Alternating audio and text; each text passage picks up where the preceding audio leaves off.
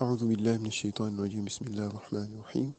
Inch'Allah, le premier chapitre de notre apprentissage, ça va porter sur la manière dont il faut lire, bien les stratégies appliquées dans la lecture de A'udhu billahi, bismillah et une sourate.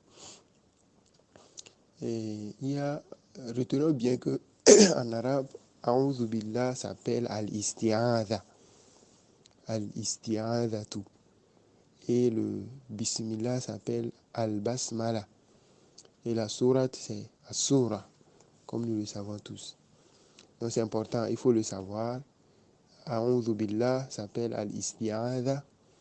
Bismillah s'appelle al-basmala.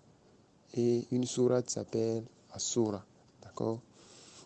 Donc il y a 4 manières de lire A'udhu billah, bismillah et une sourate. La première, c'est de les lire séparément.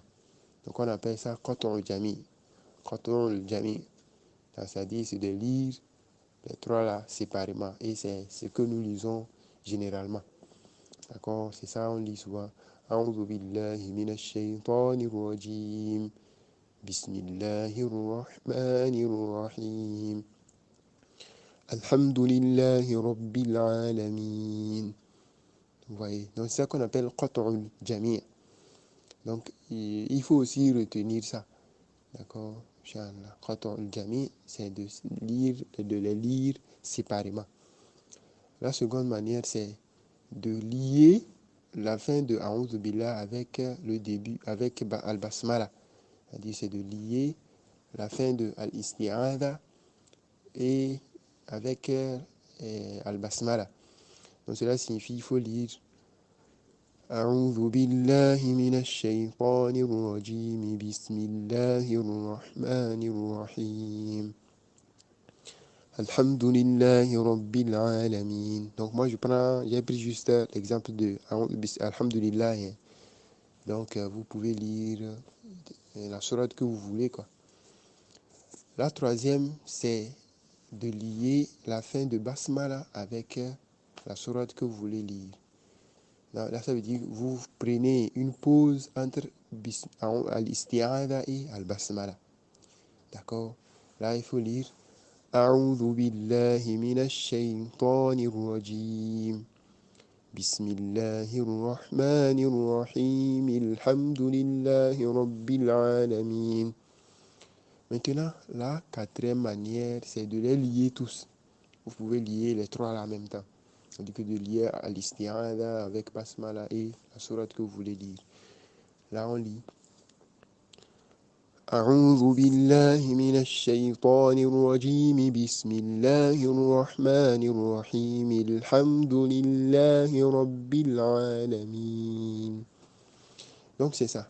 Maintenant, il y a une manière ou bien une stratégie qui est interdite. Vous voyez? C'est quoi?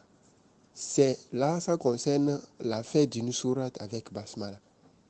C'est-à-dire, on sait bien qu'avant de lire une sourate, on doit toujours lire Bismillah d'abord. Sauf la sourate, à la fin de sourate, entre la fin de sourate Anfal et Tauba.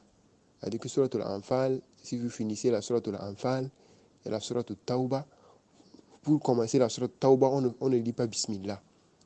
Les autres sourates, si vous finissez une sourate et que vous voulez débuter la sourate suivante, vous devez obligatoirement lire Bismillah d'abord, avant de commencer la sourate suivante. Mais qu'est-ce qui se passe? La manière interdite, c'est que il y a des gens qui lisent, par exemple, prenons l'exemple de Suratul Falak et Suratul Nas. Je suis à la fin de Suratul Falak. Maintenant, vous voulez lire la Suratul Nas ensuite. Là, vous allez voir, ce qui est interdit, c'est de prendre la fin de la Suratul, le dernier verset de la Suratul Falak là, et lier ça avec Al-Basmala. Ça, c'est interdit. C'est-à-dire que la manière interdite, c'est de lier la fin de d'une sourate, le dernier verset d'une sourate, avec Bismillah. Vous allez voir, je prends un exemple de la fin de Suratul Falaq, par exemple. وَمِن شَرِّ حَاسِدٍ إِذَا حَسَدَ. Donc, Ce qui est interdit, c'est de dire وَمِن شَرِّ حَاسِدٍ إِذَا حَسَدَ بِسْمِ اللَّهِ الرَّحْمَنِ الرَّحِيمِ. Ça, c'est interdit. Ça, c'est interdit. Inch'Allah. Donc, j'espère que nous avons retenu. Et on va voir. S'il y a des questions, vous pouvez les poser. Donc, je vous remercie. Assalamu alaikum wa rahmatullahi wa barakatuh.